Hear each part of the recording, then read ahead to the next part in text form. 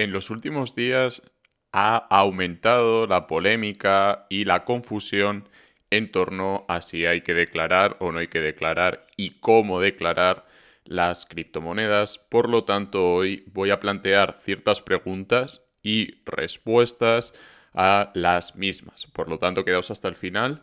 Hoy vamos a tener solo la primera parte, va a haber segundas y terceras y más, ya que voy a intentar traer a expertos que traten de forma profunda y razonada la materia. Es cierto que tuvimos en otras ocasiones expertos como Ramiro, por ejemplo, o Seiko Asesores, que ahora ha pasado a llamarse Criptolegal, ¿vale? CL Crypto.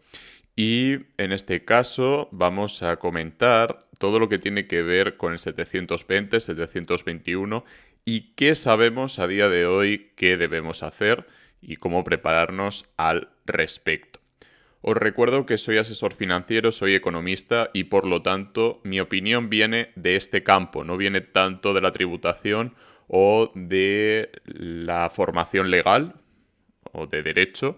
Por lo tanto, todo lo que comente viene de una orientación económico-financiera y no tanto de una opinión fiscal legal. Entonces voy a hacer un esfuerzo para adaptarme a este apartado y en un futuro vendrán expertos en la materia fiscal.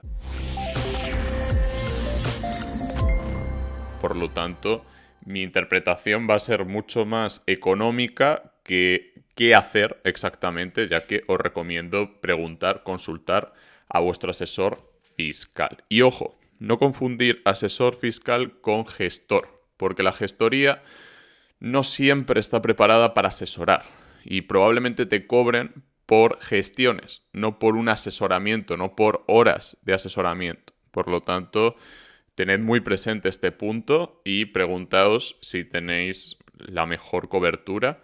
Todas las preguntas que estiméis oportunas pueden ir al mail que voy a dejar debajo, al igual que hace Crypto Spain, que esto sí que lo he aprendido de él, pero luego voy a dar mi opinión sobre ciertas cosas que comenta Crypto Spain. Vamos a empezar por el modelo 720, que no considero que haya sido tumbado 100%, sí que se han recurrido ciertos puntos y en ocasiones han tenido éxito y en otras no.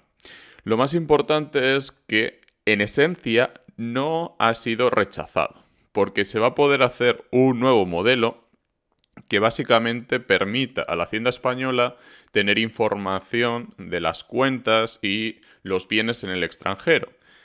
¿Qué habría sido tumbar el modelo 720? Evitar que la Hacienda Española pudiera hacer esa supervisión, cosa que no se ha hecho.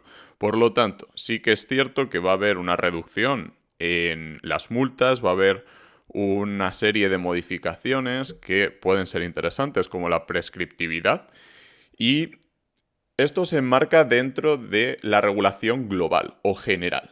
Por lo tanto, en el momento en el que tenemos una regulación general a la que nos podemos acoger en un momento dado o podemos defender nuestra posición en un momento dado, considero que siempre, siempre, siempre debemos recordar que hay unos principios generales de la fiscalidad, que por ejemplo yo estudié en la carrera, y después se va desarrollando una serie de puntos concretos relativo a criptomonedas, relativo a distintos sectores. Por lo tanto, hay una serie de principios generales, no solo del derecho español, sino también del derecho europeo, que se deben respetar. Por lo tanto, que una sanción sea abusiva se puede recurrir no solo en España, sino también en tribunales europeos, incluso en tribunales internacionales. Por lo tanto, todo lo que tiene que ver con las sanciones del modelo 720 sí tiene pinta de que vaya a cambiar, porque 5.000 euros por dato no declarado es abusivo, totalmente abusivo,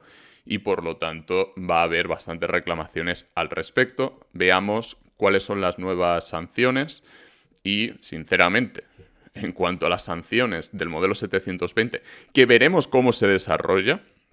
De momento, en 2022 no va a haber que declarar.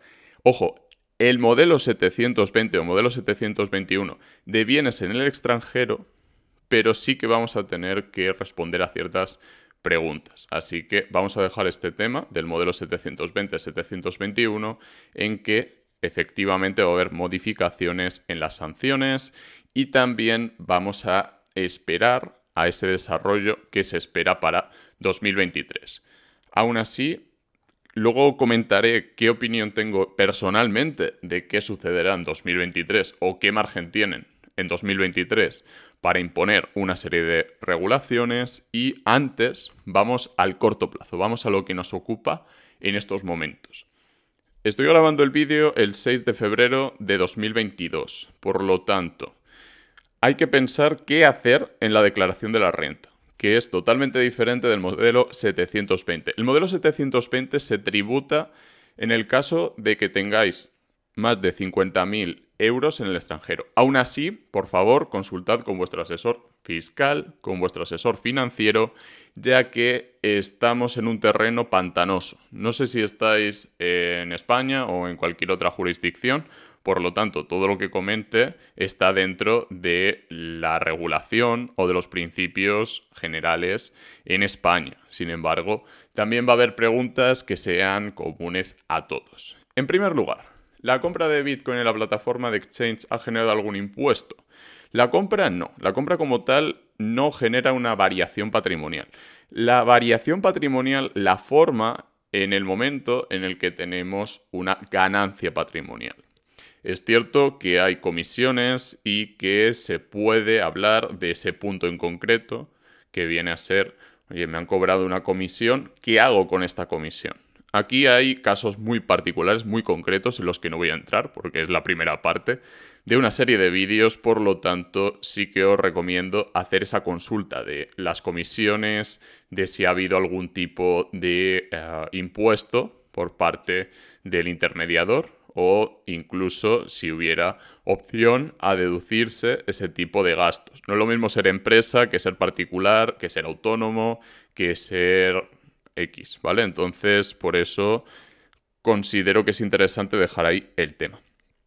Ahora vamos con la segunda pregunta, que es la más interesante. ¿El cambio de Bitcoin por Ethereum ha generado algún impuesto o ha generado algún ingreso que deba someterse a tributación?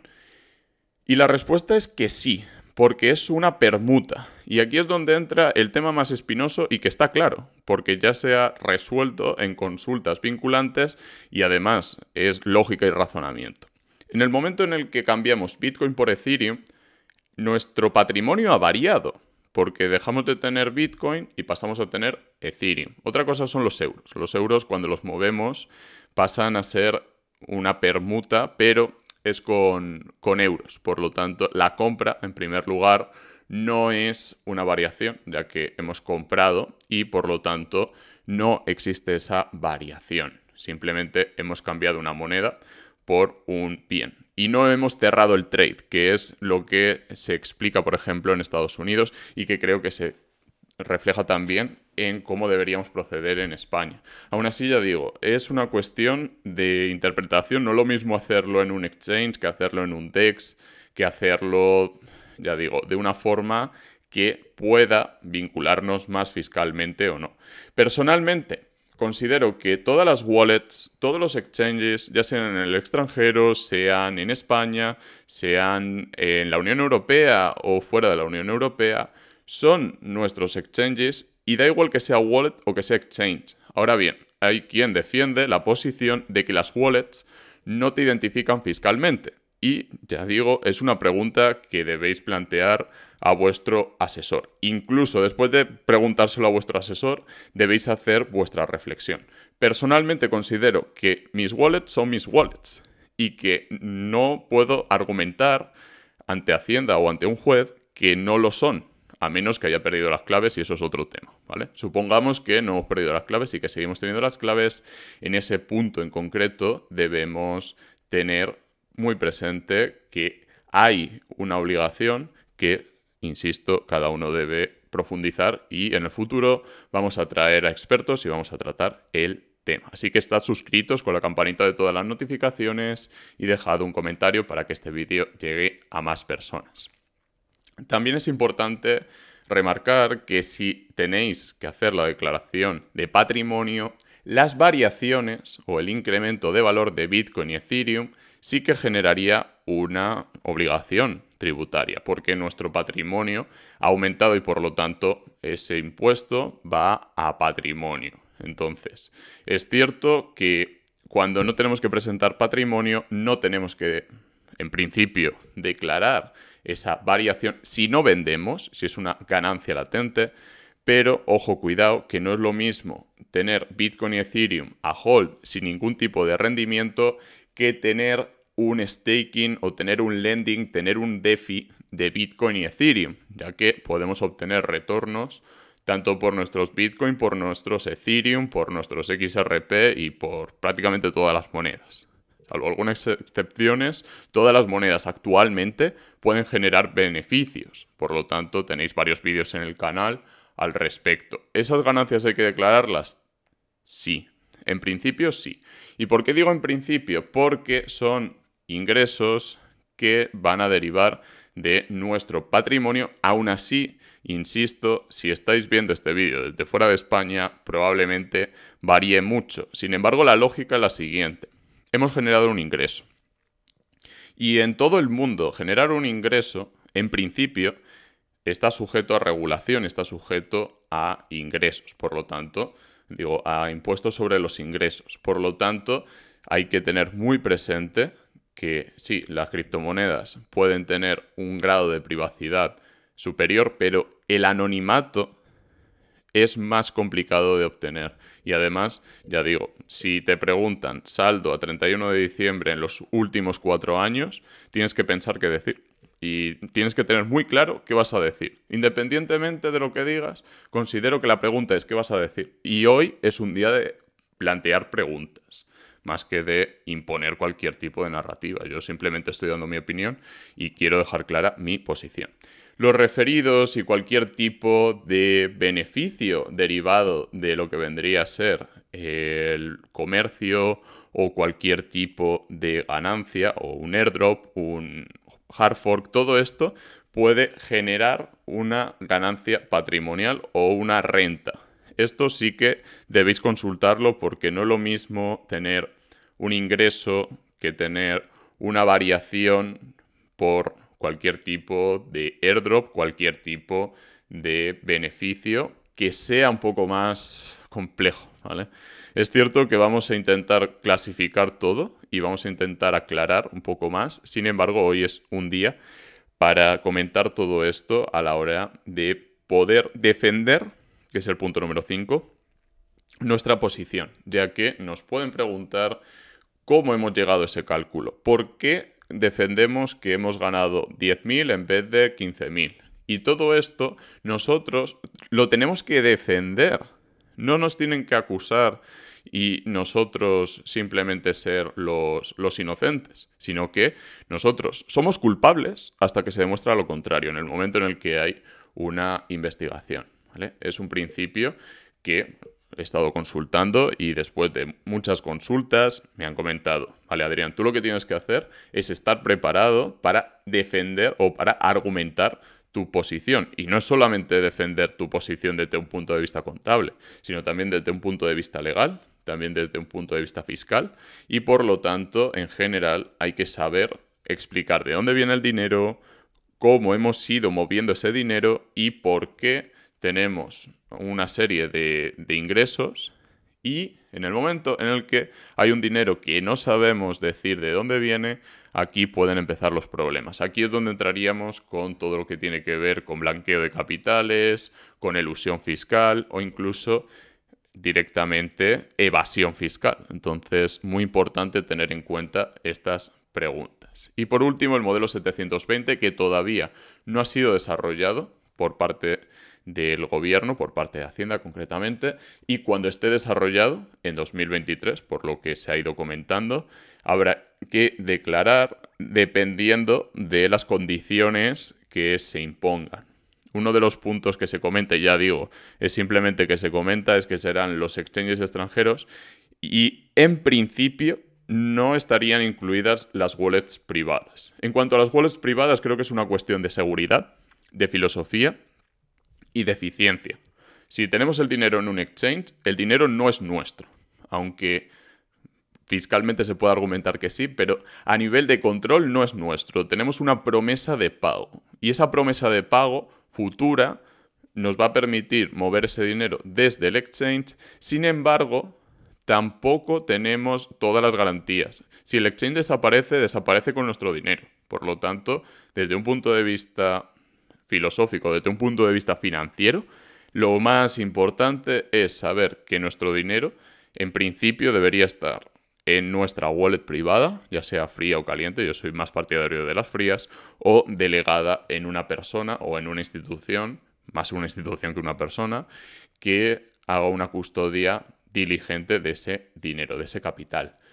También para poner en contexto cómo se está moviendo toda la comunidad cripto, ha habido una oposición muy fuerte en India contra el impuesto de criptomonedas, o un impuesto que ha diseñado directamente contra las criptomonedas, y personalmente considero que este es el punto clave de todo lo que acabo de comentar. Si dejamos claro que necesitamos regulación inteligente, regulación clara, que no deje a la interpretación de cada uno qué se puede hacer, qué no se puede hacer, en ese punto considero que estaremos ejerciendo nuestros derechos como ciudadanos y en este momento lo interesante es empezar el debate y decir, bueno, lo primero, la regulación es necesaria, pero necesitamos regulación inteligente, regulación clara y regulación eficiente, que no genere que haya un deseo de irnos de España o tener empresas fuera que lleven la mayor parte de nuestra actividad. Considero que tener empresas fuera o tener una actividad en el extranjero es interesante no solamente desde un punto de vista económico, sino también desde un punto de vista de la libertad del ciudadano. No es para nada ilegal tener una empresa fuera, a menos que haya otro tipo de condicionantes, pero sí considero que exportar es interesante. Personalmente tengo un porcentaje muy fuerte de mi negocio fuera de España y por lo tanto creo que hay que pensar en regulación inteligente, eficiente y adaptada a un mundo que necesita un cierto respiro. Si queremos poner impuestos agresivos desde el principio a todo el mundo y sin ningún tipo de piedad, muy probablemente la respuesta sea que nos vayamos al extranjero. No quiero entrar en si me voy a ir o no me voy a ir o si me estoy planteando moverme a otro país, pero sí que decir que ha habido personas que han tomado esa decisión y bueno, simplemente dejar claro que de momento no voy a dar mi opinión al respecto, ya que es un asunto personal e intransferible, de momento. Por último, las elecciones serán en 2023, por lo tanto, hay un conflicto bastante importante en torno a si van a ser capaces de en 2023 obtener o desarrollar una regulación lo suficientemente importante.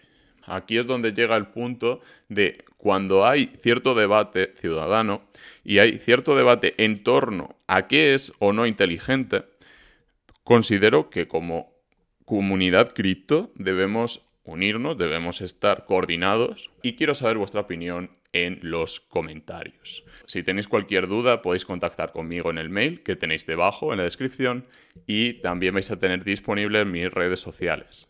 Os recuerdo que se hacen pasar por mí en Instagram, en Telegram, en Twitter, en todos los lados. Por lo tanto, tened mucho cuidado y ante la duda requerid un audio, ¿vale? Y si tenéis también cualquier sospecha o cualquier duda, contactáis conmigo y lo solucionamos. Debajo tenéis el grupo de Telegram donde podemos comentar todas estas cuestiones. E insisto, mi objetivo hoy ha sido aclarar en general el panorama de las criptomonedas y una cosa es la declaración de la renta y otra muy diferente es el modelo 720. Por lo tanto, si ha habido variaciones patrimoniales, en principio irían a la declaración de la renta, pero insisto, hay que consultar a los profesionales que puedan tratar vuestro caso en concreto. Y ya si sois de España o sois de fuera, es otro tema totalmente diferente. Espero que os haya gustado, que hayáis disfrutado. Un abrazo y nos vemos en el próximo vídeo.